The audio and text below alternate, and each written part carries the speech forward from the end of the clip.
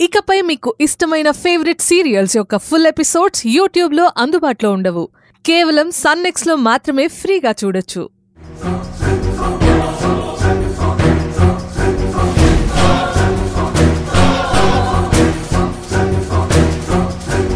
ప్రమిళరాణి,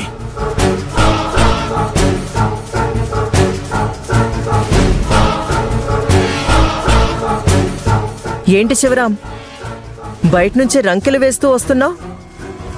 ఏమైందేంటి? నువ్వు ఇంతగా దిగజారిపోతావనుకోలేదు. దిగజారుడు పనులు, దగాకోరు పనులు చేసేది నువ్వు. నీకు చేతనైతే కలేజా ఉంటే ఈ గోగినేని శివరాంతో ముఖాముఖిగా యుద్ధం చెయ్యి. అంతేకాని ఆడపిల్లని, అది చిన్నపిల్లని అడ్డం పెట్టుకుని సిగ్గనిపించట్లేదా? శివరాం, అరిస్తే చంపేస్తా. ఏది ఏది నా కూతురేది? నీ కూతురా? అవును, నా కూతురే. ఐశ్వర్య ఏది? ఓ, నీ కూతురు పేరు ఐశ్వర్య. బాగుంది పేరు. నాటకాలు చేయకు. నా కూతుర్ని ఎక్కడ దాచావు?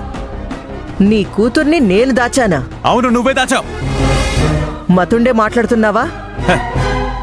ఎంపీ టికెట్ కోసం నన్ను నీ దారికి తెచ్చుకోవడం కోసం చివరికి గతి లేక నా కూతుర్ని అడ్డం పెట్టుకుని నన్ను సాధించాలని చూస్తున్నావు. తప్పు తప్పు చేస్తున్నావు ప్రమిళరాణి. నా కోపం తెప్పించదు. మర్యాదగా నా కూతుర్ని నాకు అప్పగించు, లేకపోతే... ఇలా చూడు శివరాం, ఎంపీ టికెట్ కోసం ఒక ఆడపిల్లని అడ్డం పెట్టుకోవాల్సిన అవసరం నాకు ఏమాత్రం లేదు. అబద్ధం. కాదు, కేవలం నీ కూతుర్ని నేనేదో చేశానన్నది నీ అనుమానం. అయినా నీ కూతురు ఎక్కడికెళ్ళింది? ఏమైంది? అసలేం జరిగింది? ఆ వివరాలు చెప్పు. ఎస్పీ గారితో మాట్లాడి నేను వెతికిస్తాను. సలేపా నీ నంగనాచ మాటలు. ఏది నా కూతురేది? నాకు సంబంధం లేని విషయం గురించి అడిగితే నేనేం చెప్తాను? చెప్పు. నువ్వెందుకు చెప్తావు? నా కూతురు ఇక్కడే ఎక్కడో ఉందని నాకు తెలుసు. నేనే చూసుకుంటాను. అమ్మ ఐశ్వర్య, ఐశ్వర్య, ఐశ్వర్య. సార్ సార్ ఆగండి సార్. నువ్వెవడ్రా? పోరా. సార్ ఐశ్వర్య,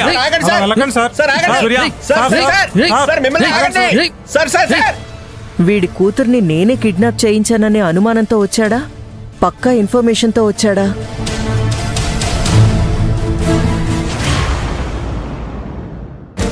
అక్క ఊరుకో అక్క, అక్క ఊరుకో అక్క.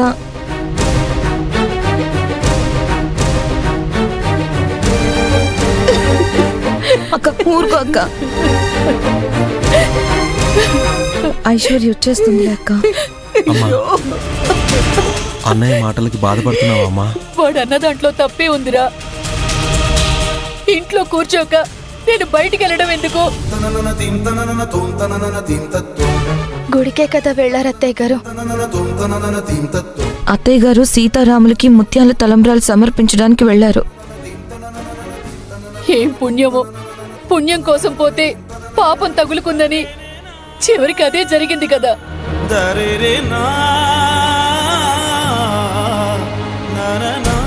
నాకు మాత్రం బయటికి వెళ్ళాలన్న సరదానా?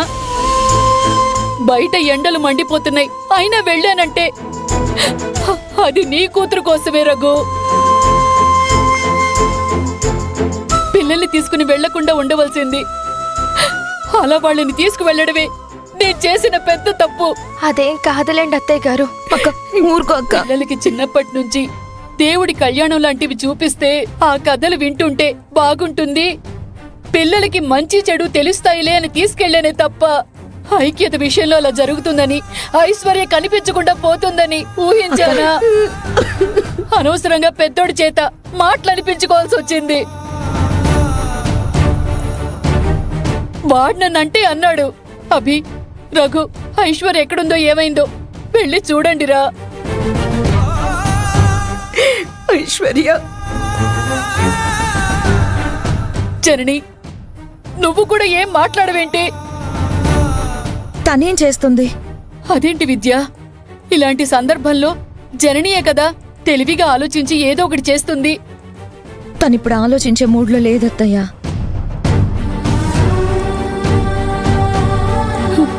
ఏమైంది? మీరన్న మాటకి బాధపడుతుంది. నేనేమన్నానని? అంతా నువ్వు అభి చేసిందే అన్నారు కదా. అదా? అదే, పిల్లలు పుట్టాలి, నువ్వు గర్భవతి అవ్వాలి, నువ్వు గర్భవతి కాకపోవడం వల్లే ఇలాంటివన్నీ జరుగుతున్నాయి అంటే తన మనసుకి మాత్రం ఎలా ఉంటుంది చెప్పండి? బాధపడుతుందా లేదా? అయినా ప్రెగ్నెన్సీ రావడం అనేది తన చేతుల్లో ఉంటుందా అత్తయ్య గారు? ఎగ్జాక్ట్లీ. జననికి ప్రెగ్నెన్సీ రావాలంటే ఫస్ట్ నైట్ జరగాలి. అలా ఫస్ట్ నైట్ జరగాలి అంటే నక్షత్ర గ్రీన్ సిగ్నల్ ఇవ్వాలి.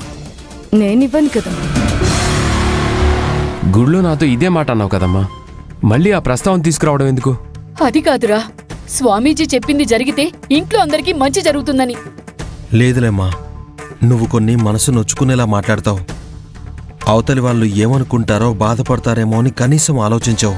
పోరా, మీరంతా ఏమైనా అనుకోండి, జనని గర్భవతి అయ్యేంత వరకు నేను ఇలా అడుగుతూనే ఉంటాను.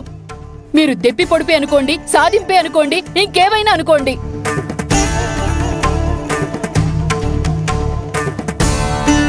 ఈవిడికి వేరే పనేమీ లేనట్టు జనని ప్రెగ్నెన్సీ మీదే కాన్సన్ట్రేట్ చేస్తుంది. ఈ టాపిక్ డైవర్ట్ చేయాలి. జనని, ఏం చేద్దాం? ప్లీజ్ జనని, నా కూతురు నాకు దక్కేలా చెయ్యి. సమయం గడుస్తున్న కొద్దీ నాకు భయం వేస్తోంది జనని. ప్లీజ్ జనని, ఏదో ఒకటి చెయ్యి. సరే, ఇంకేం ఆలోచించేది లేదమ్మా, పోలీసులకు చెప్పేద్దాం. మీ అన్నగారు వద్దు, నా పరువు పోతుంది అంటున్నాడుగా.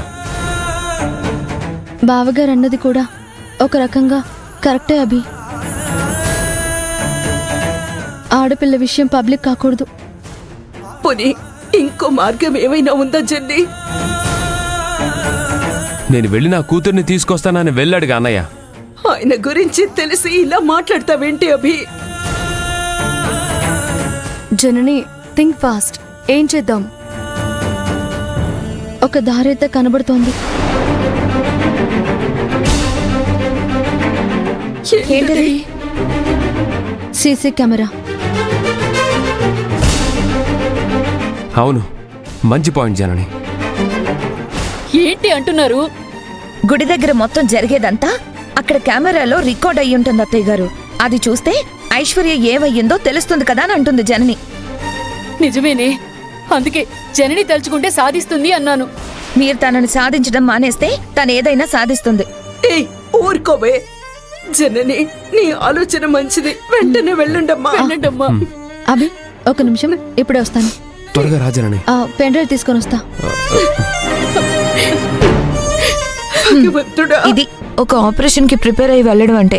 ఇలాంటి వాటిల్లో జనని గ్రేట్.